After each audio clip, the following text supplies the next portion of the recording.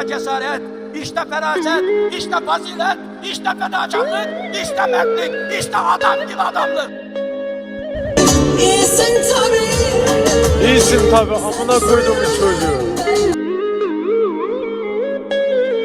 Oğlum bu ne lan Allah?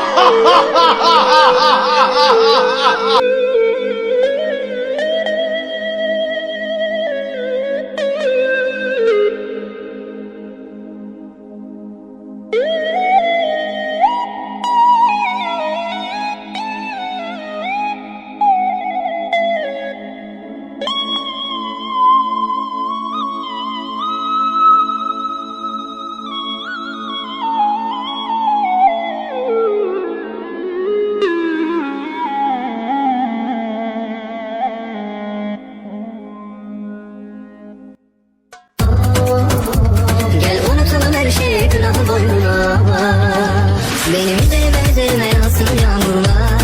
Neden kara baktım var? Hüküm ağır gelir omzuma, yüklerimin adına büyüyor utansınlar.